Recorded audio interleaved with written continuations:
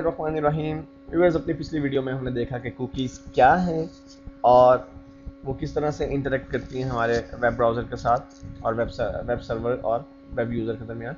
Viewers, इस video में हम देखेंगे कि कुकीज़ किस तरह से क्रिएट की जाती हैं और किस तरह से कुकीज़ की मदद से डाटा को रिट्रीव किया जा सकता है। व्यूअर्स, कुकी को क्रिएट करने के लिए हमें जो कमांड यूज़ करनी होती है वो होती है सेट कुकी की, और उसका जो सिंटैक्स है वो कुछ ऐसे है। आप सेट कुकी की कमांड देते हैं और फिर पैरेंथेसिस में आपको बेसिकली कुकी के लिए 3 वैल्यूज जो है वो सेट करना होती हैं। सबसे पहली वैल्यू, आप कुकी का नेम डिक्लेयर करते हैं। दूसरी चीज, आप कुकी को जो वैल्यू देना चाहते हैं वो वैल्यू स्ट्रिंग में भी हो सकती है, वो वैल्यू वेरिएबल में भी हो सकते हैं, आप वो वैल्यू असाइन करते हैं उसे। और तीसरी होती है कुकी की expiry date. Viewers, definitely cookie जो कि किसी वेब यूजर के हार्ड ड्राइव में मौजूद होती है वो कोई इन्फिनिट लाइफ नहीं रखती, उसकी कुछ लाइफ होती है। तो आपने ये डिसाइड करना था कि ये कुकी उस वेब यूज़र के वेब ब्राउज़र में, उस वेब यूज़र के हार्ड ड्राइव में कितने अरसे तक जो है वो पड़ी रहेगी, उसके बाद वो एक्सपायर हो जाएगी। आपको एक्सपायरी का टाइम भी जो उसका डिक्लेयर करना होता है। व्यूअर्स, देखते हैं कि किस तरह से हम कुकीज़ क्रिएट करते हैं। व्यूअर्स, इस वक्त आपको स्क्रीन पे एक न्यू HTML पेज नज़र आ रहा है जहाँ पर मैं एक नया PHP वर्क एरिया जनरेट करूँगा और उस PHP वर्क एरिया में मैं डेफिनेटली एक कुकी आपको सेट करके दिखाऊंगा। कुकी आप किस तरह से सेट करते हैं। तो मैं PHP का सबसे पहले ओपनिंग टैग इंसर्ट करता हूं और उसके बाद जो हमारी कमांड है सेट कुकी की कमांड, सेट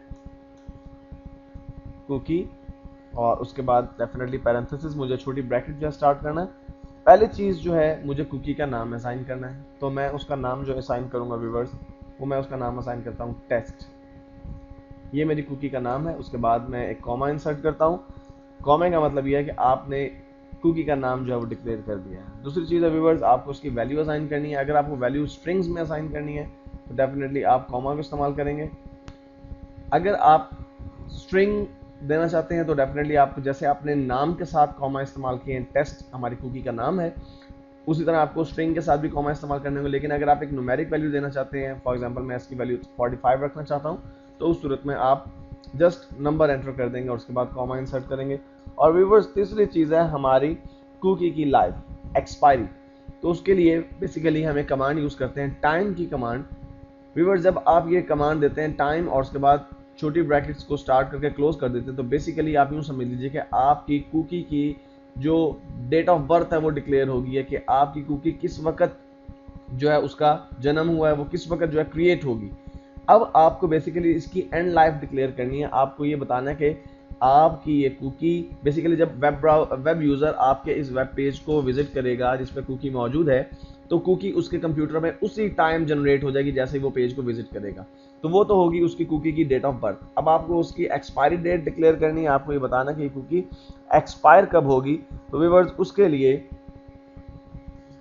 आपको कुकी की लाइफ सेकंड्स में जो है वो जनरेट करनी होती है। मिसाल के तौर पे फर्ज करें कि आप जो कुकी की लाइफ रखना चाहते हैं, अगर 5 सेकंड्स रखना चाहते हैं, तो आप सिंपली इज इक्वल टू का प्लस का साइन इंसर्ट करके 5 लिख दें, तो आपकी कुकी की लाइफ जो है वो 5 सेकंड्स होगी। लेकिन अगर आप चाहते हैं कि आपकी कुकी की लाइफ फॉर एग्जांपल 1 साल हो या 1 महीना हो या 1 हफ्ता हो, तो भी आपको कुकी की लाइफ को कन्वर्ट करना होगा सेकंड्स के अंदर। और उसका बड़ा अच्छा और आसान सा तरीका है कि आप मैथमेटिकल ऑपरेशन की मदद से कुकी की लाइफ को सेकंड्स में कन्वर्ट कर सकते हैं। मिसाल के तौर पे आप चाहते हैं कि कुकी की लाइफ 1 हफ्ता हो, तो आप जानते हैं कि 1 मिनट में 60 सेकंड्स होते हैं और आपके पास 1 घंटे में 60 मिनट होते हैं। तो मैंने 60 को 60 से मल्टीप्लाई कर दिया, ये आपके 1 घंटे के सेकंड्स बन गए। इसके बाद व्यूअर्स, आप जानते हैं कि आपके पास एक दिन के अंदर 24 घंटे होते हैं, तो आप इसे मल्टीप्लाई कर दीजिए 24 के साथ। और फिर आप चूंकि 7 दिनों की लाइफ चाहते हैं तो इसे 7 से मल्टीप्लाई कर दीजिए और उसके बाद इस ब्रैकेट को क्लोज कर दीजिए। इसके बाद मैं PHP का क्लोजिंग जो है वो टैग इंसर्ट करता हूँ।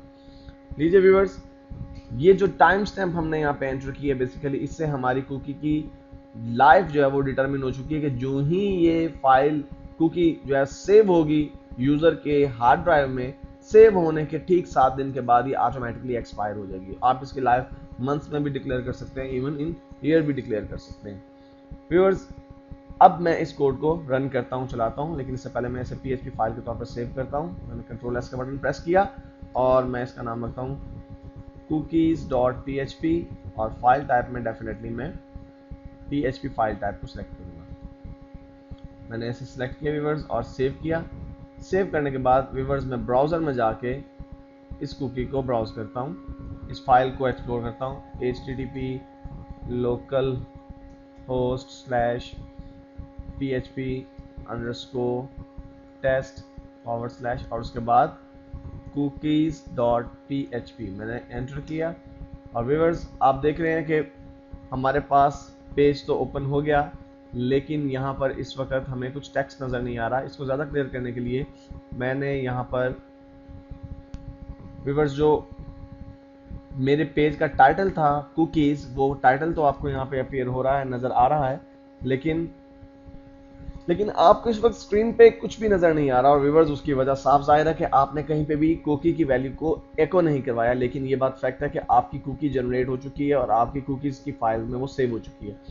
अब हम एक और फाइल क्रिएट करते हैं जिसकी मदद से हम इस कुकी को रीड करेंगे, इसके कंटेंट्स को रीड करेंगे। तो मैंने एक न्यू फाइल क्रिएट की और यहाँ पे मैं वही HTML के जो कोड्स हैं सारे के सारे उसको मैं कॉपी कर लेता हूँ ताकि मुझे दोबारा मेहनत ना करनी पड़े। इसको मैं कॉपी करके इसे मैं यहाँ पे पेस्ट कर देता हूँ और इसका मैं नाम रखता हूँ cookies_read। बेसिकली ये फाइल हम जो है इस्तेमाल करेंगे कुकीज़ को रीड करने के लिए। और यहाँ पे व्यूअर्स जो हमने सेट कुकीज़ की कमांड रखी है इनको मैं डिलीट कर देता हूँ, क्योंकि मुझे अब ऐसी कमांड्स देनी है जिसकी मदद से मैं अपनी कुकी में मौजूद जो इन्फॉर्मेशन है उसको रिट्रीव कर सकूँ। तो यहाँ पे व्यूअर्स मैं कोड इंसर्ट करूँगा।